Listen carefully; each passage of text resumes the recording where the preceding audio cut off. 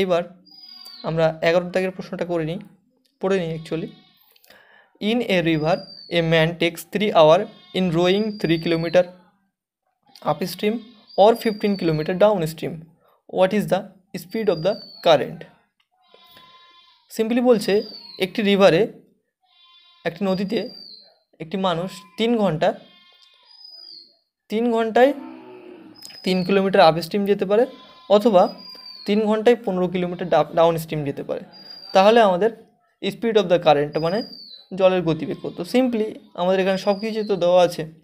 Simply আমরা কি করব, আপ স্ট্রিম যদি আমরা আপ স্ট্রিম মানে স্রোতের প্রতিকূলে গতিবেগ বের করতে যাই, তাহলে কি করব, আমরা 3টাকে 3 দিয়ে ভাগ করে দেবো। 3 কিলোমিটার যাচ্ছে 3 ঘন্টায়, তাহলে 1 কিলোমিটার পার ঘন্টা এটার আপ স্ট্রিমে স্পিড চলে আসবে।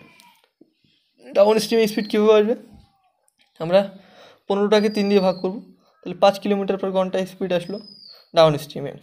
এবং কি বলছে, স্পিড অফ দ্য কারেন্ট মানে স্রোতের গতিবেগ যাচ্ছে। তো স্রোতের গতিবেগ মানে আমরা কী জানি, এই দুটোকে বিয়োগ করে 2 দিয়ে ভাগ করলে স্রোতের গতিবেগ বাড়ায়। তাহলে আমরা কি 4/2 সমান 2 কিলোমিটার পার ঘন্টা, এর দাগ উত্তর হয়ে যাবে। এটা খুব সিম্পল অঙ্ক ছিল। আচ্ছা, এবার 12 দাগের অঙ্কটা করা যাক। বলছে a boat running up stream takes 8 hours 48 minutes to cover a certain distance, while it takes 4 hours to cover the same distance running downstream. What is the ratio between the speed of the boat and the speed of the current respectively? তার মানে কি বলছে, একটি boat up স্ট্রিমে যেতে 8 ঘন্টা 48 minute সময় নেয়, মানে প্রতিকূলে যেতে, স্রোতের প্রতিকূলে যেতে, এবং সেটা একটা সার্টেন ডিস্টেন্স, কতটা ডিস্টেন্স সেটা বলিনি। আচ্ছা, বলছে while it takes 4 hours, মানে এটা 4 ঘন্টা সময় নেয় সেম ডিস্টেন্স ডাউন স্ট্রিমে যেতে, মানে অনুকূলে যেতে 4 ঘন্টা সময় লাগে। তাহলে বলো যে এই নৌকার গতিবেগ এবং জলের গতিবেগ কত। তো আমরা সিম্পলি এটাকে বার করতে পারি, সব কিছু দেওয়া আছে। যখন কোনো ডিস্টেন্স সার্টেন ডিস্টেন্স বলা থাকে, মানে সেই ডিস্টেন্সটা কনস্ট্যান্ট, এখানে ডিস্টেন্সের কোনো পরিবর্তন হয়নি, মানে যে দূরত্বটা ফিক্সড আছে। তো দূরত্ব যখন ফিক্সড থাকে, তখন আমরা সিম্পলি টাইম এবং স্পিডের রেশিও বের করতে পারি। টাইম এবং স্পিডের রেশিও তখন ইনভার্সলি প্রপোর্শনাল হয়ে থাকে। ঠিক আছে, তো আমরা কিভাবে করব, প্রথমে আমরা এখানে লিখব ডাউন স্ট্রিম, আপ স্ট্রিম এবং সময়, টাইম লিখব, এখানে লিখব স্পিড। ঠিক আছে, তো টাইমের উল্টো হবে স্পিড, এটা মাথায় রাখতে হবে। যখন ডিস্টেন্স ফিক্স থাকবে, এখানে সার্টেন ডিস্টেন্স মানে একটা নির্দিষ্ট ডিস্টেন্স বলেছে, ডিস্টেন্সে কোনো পরিবর্তন করিনি, মানে ডিস্টেন্স এখন যেটা আছে পরেও সেটা আছে। তাহলে আমরা কি করব, এখান থেকে প্রথমে দেখা যাচ্ছে যে ডিস্টেন্সে যেতে তার সময় লেগেছে 8 ঘন্টা 48 মিনিট। তো 8 ঘন্টা 48 মিনিট, 48 মিনিট থেকে আমরা কি 8 ঘন্টা প্লাস 48/60 করতে পারি। তাহলে 4 × 12 = 48, 5 × 12 = 60, তাহলে 5 × 8 = 40, আর 48/5, তাহলে টাইম হয়ে যাচ্ছে কত, 48/5, আর সরি 44, এটা 5 × 8 = 40 আর 4 = 44, 44/4 5। আর এখানে আপ স্ট্রিমে যাচ্ছে কত, আপ স্ট্রিমে সিম্পলি এটা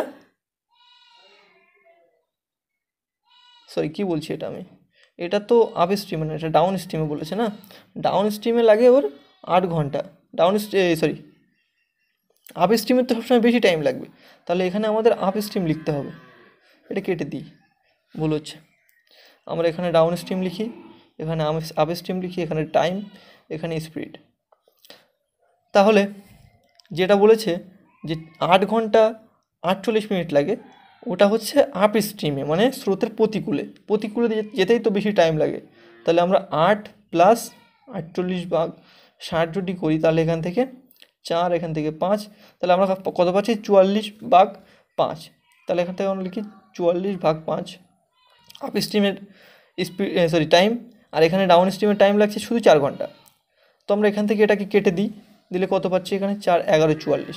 তো এই 5টা এখানে রেশিও যখন থাকে, ঠিক আছে, রেশিও যখন থাকে তখন সিম্পলি এটা এখান থেকে গুণ করে যায়, এটা এখান থেকে ভাগ করা যায়।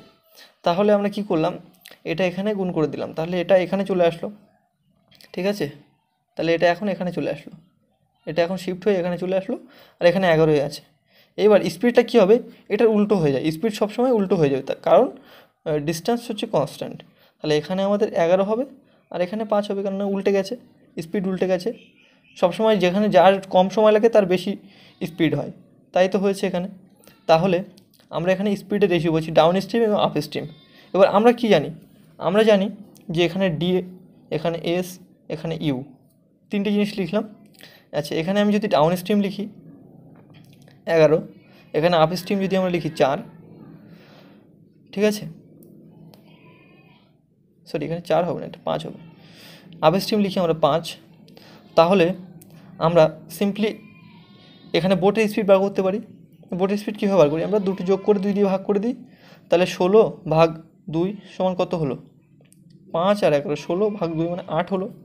আচ্ছা, আর এখানে এখানে এইগুলো হচ্ছে স্রোতের স্পিড, এই গ্যাপটা হচ্ছে স্রোতের স্পিড, তো গ্যাপ কত এখান থেকে 3, এখান থেকেও 3, তাহলে আমরা স্রোতের স্পিড পাচ্ছি 3। তাহলে বোট ইস টু স্ট্রিম মানে কারেন্ট, বা কারেন্ট লিখতে পারি আমরা, কারেন্ট মানে স্রোত, সেটা আমরা কী পাচ্ছি, এখানে পাচ্ছি 8:3। এটা আমাদের উত্তর হয়ে যাবে সি দাগ।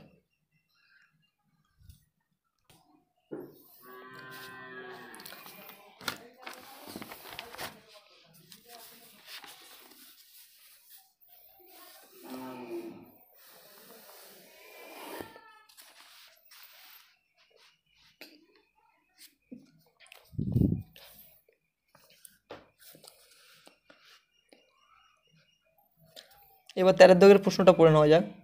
বলছে a boat goes 6 kilometre in an hour in still water, it takes thrice as much time in covering the same distance against the current, speed of the current is. Simple জিনিস, এখান থেকে আমাদের simply বলে দিয়েছে যে একটি boat 6 kilometre 1 ঘন্টায় যায়, মানে স্থির জলে। তাহলে স্থির জলের গতিবেগ কত, 6 কিলোমিটার পার ঘন্টা, মানে 1 ঘন্টায় যেহেতু 6 কিলোমিটার যাচ্ছে, তাহলে আমরা বলতে পারি যে 6 কিলোমিটার পার আওয়ার, তাই না। আমরা তো এটাই বলি। আমরা যদি বলি সাপোজ, আমরা যদি বলি যে 10 কিলোমিটার পার ঘন্টা, তার মানে কি 10 কিলোমিটার যায় 1 ঘন্টায়, তো সেম এখানে বলে দিয়েছে যে 6 কিলোমিটার 1 ঘন্টা যাচ্ছে, মানে কি এর স্পিড হলো 6 কিলোমিটার পার ঘন্টা, তাই না। তাহলে আমরা এখানে আবার সেম স্ট্রাকচার করে নিই, যে এখানে আমাদের কি, এখানে আমাদের ডি, এখানে এস, এখানে ইউ।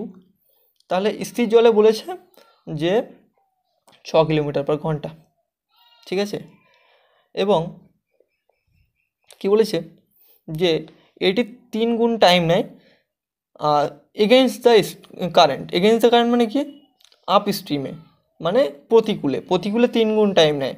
মানে প্রথমে কী নিচ্ছিল 1 ঘন্টা, আর এখন কতটা নিচ্ছে, এখন নিচ্ছে 3 ঘন্টা। তাহলে এর স্পিড কত, আপ স্ট্রিমে স্পিড কত, আপ স্ট্রিমে স্পিড হচ্ছে, মানে প্রতিকূলে স্পিড হচ্ছে, আমরা যদি 6টাকে মানে 6 কিলোমিটার যাচ্ছিল প্রথমে, ডিস্টেন্স টোটাল 6 কিলোমিটার, এটাকে আমরা যদি 3 দিয়ে ভাগ করে দিই তাহলে আমরা 2 পাচ্ছি, তাই না। 2 হচ্ছে আপ স্ট্রিমের স্পিড বা প্রতিকূলের স্পিড। তাহলে আমরা এখান থেকে দেখে বুঝতে পারছি যে আমরা এখান থেকে সব কিছু বার করতে পারবো, মানে আমরা যে কোনো একটা দুটো জিনিস পেয়ে গেলে আমরা সব বার করতে পারবো। তো আমরা এইখান থেকে এখানে আসলাম, তাহলে এটা এখান থেকে এখানে আসতে গেলে কত বিয়োগ করতে হয়েছে, আমাদের বিয়োগ করতে হয়েছে 4, তাই না। তাহলে এখান থেকে এখানেও আসতে গেলে আমাদের 4 যোগ করতে হবে, তাহলে এখানে 10 হলো। তাহলে এটা আমাদের কি, এই যে গ্যাপটা সবসময় আমাদের স্রোতের স্পিড হয়, তো স্রোতের স্পিড তাহলে কত, স্রোতের স্পিড 4 কিলোমিটার পার ঘন্টা, এটা আমাদের উত্তর সি দাগ।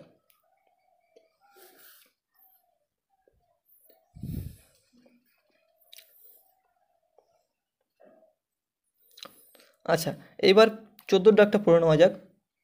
বলছে এই steamer goes down stream and cover the distance between 2 ports in 4 hours, while it covers the same distance upstream in 5 hours. If the speed of the stream be 2 km per hour, the speed of the steamer in still water.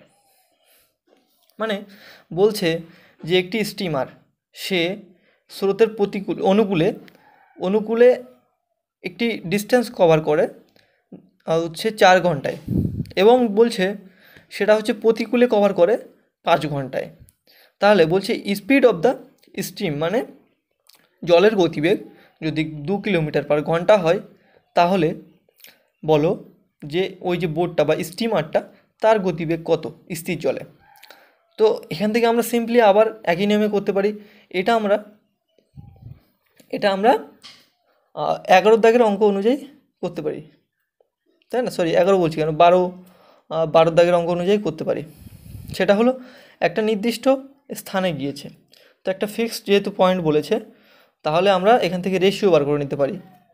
তাহলে আমরা কী লিখবো, এখানে down আর এখানে up, এখানে time লিখবো, তারপরে এখানে speed লিখবো। তো সে ডাউন স্ট্রিমে যেতে সময় নিয়েছে 4 ঘন্টা, আর আপ স্ট্রিমে আসতে সময় নিয়েছে 5 ঘন্টা, কিন্তু স্পিডের উল্টে যাবে, তাহলে এখানে হয়ে যাবে 5 আর এখানে হয়ে যাবে 4, এটা এদের রেশিও হয়ে গেল। ঠিক আছে, এইবার আমরা কি জানি, এই দুটোকে 2 দিয়ে ভাগ করলে বিয়োগ করে 2 দিয়ে ভাগ করলে আমাদের কি আসে, স্রোতের গতিবেগ পাওয়া যায়। তাহলে আমরা এই দুটোকে বিয়োগ করলাম, প্রথমে 1 হলো, 1কে আমরা 2 দিয়ে ভাগ করলাম, তাহলে এই 2 দিয়ে যখন ভাগ করলাম এটা হলো হাফ হয়ে গেল, তাহলে এই হাফটাই হয়ে গেল কি জলের গতিবেগ। কিন্তু এটা তো আমাদের রেশিওতে, অ্যাকচুয়াল ভ্যালু আমাদের কত বলে দিয়েছে, যে 2 কিলোমিটার পার ঘন্টা, তাহলে এটা সমান আমাদের 2 কিলোমিটার পার আওয়ার। ঠিক আছে, তাহলে 1 মানে কত, তাহলে 1 মানে এই যেহেতু 1/2 মানে এটা, তাহলে 1 মানে এই 2টা একসঙ্গে গুণ হয়ে যাবে, তাহলে 1 মানে হচ্ছে 4 কিলোমিটার পার ঘন্টা। এবার আমাদের জানতে যাচ্ছে যে স্টিল ওয়াটারে স্টিমারের গতিবেগ কত। তো স্টিমারের গতিবেগ আমরা কীভাবে পাই, এই দুটোকে 2 দিয়ে যোগ করে 2 দিয়ে ভাগ করলে পাই।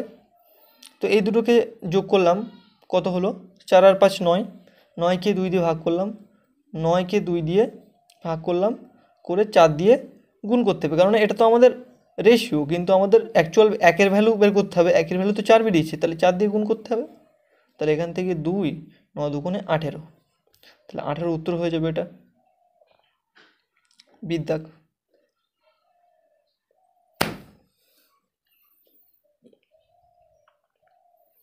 আচ্ছা, এইবার 15 দাগটা পড়ে নেওয়া যাক। বলছে a boat goes 24 kilometre up stream and 28 kilometre down stream in 6 hours. It goes 30 kilometre down up stream and 21 kilometre down stream in 6 hours and 30 minutes. The speed of the boat in still water. এই অঙ্কটা দুইভাবে করা যেতে পারে, তবে আমি যে নিয়মটা বলছি সেটা খুবই সহজে হয়ে যাবে। প্রথম একটা নিয়ম আছে, সেই নিয়মটা সহজে হয়ে যাবে, তারপরে একটা ইকুয়েশন করতে হবে, ইকুয়েশনের নিয়মটা পরে বলছি। প্রথম সহজ নিয়মটাই বলে দিচ্ছি, সেটা হলো 24 কিলোমিটার এবং 28 কিলোমিটার যেতে সময় নিয়েছে টোটাল 6 ঘন্টা। তো এই 6 ঘন্টাকে আমরা এমনভাবে ভাঙবো যাতে আমরা এই দুটো একে ভাগ করতে পারি। 6 ঘন্টা টোটাল টাইম নিয়েছে, তার মানে আমাদের 24 কিলোমিটার আপ স্ট্রিমে কিছু সময় লেগেছে যেতে, আর 28 কিলোমিটার ডাউন স্ট্রিমে কিছু সময় লেগেছে যেতে। তো আমরা সেটা কীভাবে করব, তো সিম্পলি আমরা ধরে নিই যে আপ স্ট্রিমে যেতে বেশি সময় নিয়েছে, তাহলে আমরা ধরে নিচ্ছি আপ স্ট্রিমে যেতে 4 ঘন্টা সময় নিয়েছে এবং ডাউন স্ট্রিমে যেতে 2 ঘন্টা সময় নিয়েছে। তো আলটিমেটলি আমাদের 6 ঘন্টা টাইম লেগে গেছে। তো আমরা যদি তাই পাই, তাহলে আমরা 24, সেটাকে আমরা যদি 4 দিয়ে ভাগ করি, তাহলে আমরা 6 কিলোমিটার পার আওয়ার পেয়ে যাচ্ছে আপ স্ট্রিমের গতিবেগ। ঠিক আছে, আপ স্ট্রিম। আর আমরা যদি 28কে 2 দিয়ে ভাগ করি, তাহলে 14 কিলোমিটার পার আওয়ার ডাউন স্ট্রিমের গতিবেগ পেয়ে যাচ্ছি।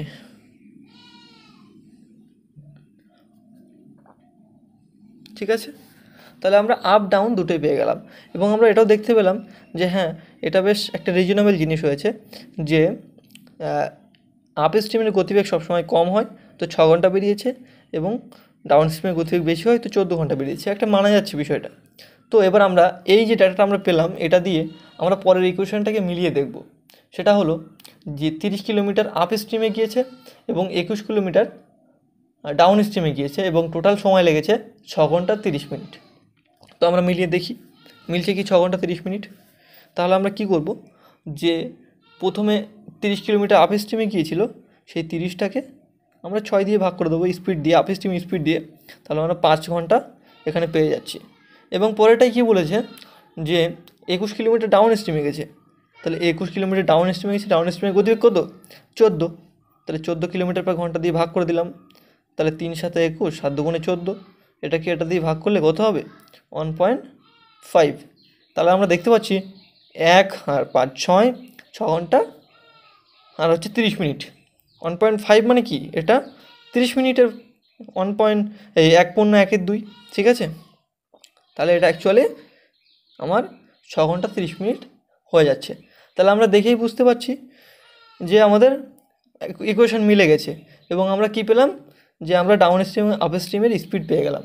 এবার এখান থেকে আমরা স্টিল ওয়াটারের গতিবেগ বার করতে পারি খুব সহজেই। এই দুটোকে যোগ করে 2 দিয়ে ভাগ করে দেবো। তাহলে 14 আর 6 20, 20কে 2 দিয়ে ভাগ করলে কত হয়, 10। তাহলে 10 আমাদের উত্তর হয়ে যাবে সির দাগ। ঠিক আছে, কিন্তু আর একভাবে এটাকে করা যায়, সেটা আমি এখানে দেখাচ্ছি।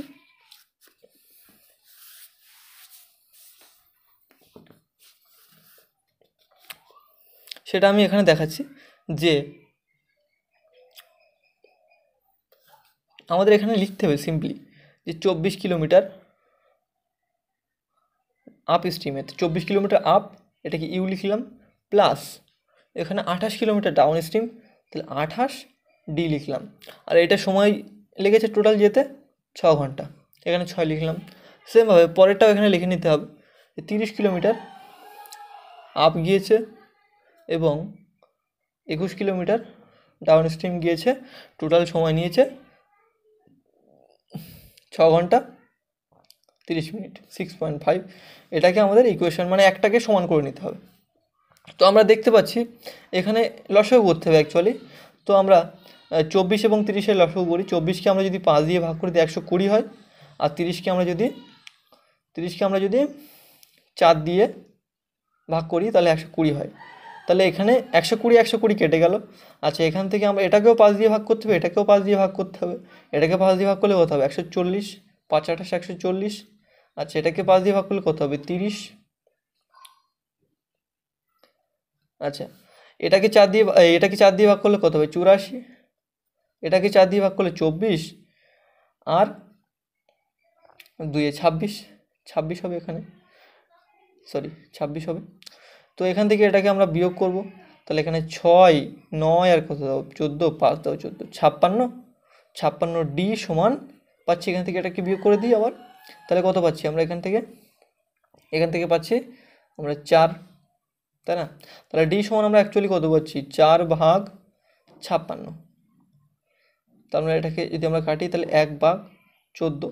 তো এটা হচ্ছে ডি টাইম ছিল, ঠিক আছে। আমরা তো আগে থাকতে দেখেছি এগুলো টাইম লাগছিল, যে এত টাইম লেগেছে। তাহলে আমরা যদি স্পিড বের করতে চাই, ডির স্পিড, তাহলে উল্টে যাবে সবসময়, স্পিড উল্টে যায়। তাহলে স্পিড কত হবে, 14-র উল্টো কত হবে, 1/14-র উল্টো কত হবে, 14, শুধু 14। তাহলে 14 আমরা এখান থেকে ডাউন স্ট্রিমের স্পিড পেয়ে গেলাম।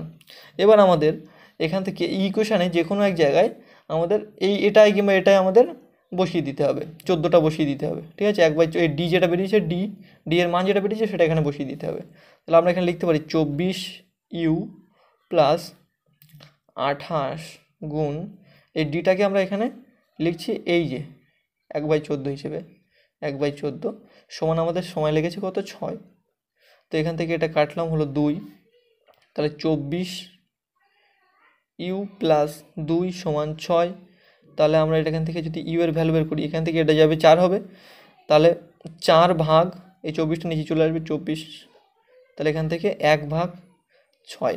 এটা তো টাইম ছিল, স্পিড কত হবে, ইউর স্পিড কত, আপ স্ট্রিমের স্পিড হবে শুধু 6। তো সিম্পলি আমরা এখান থেকে পেয়ে গেলাম এই 6 আর এই 4 মোট 20।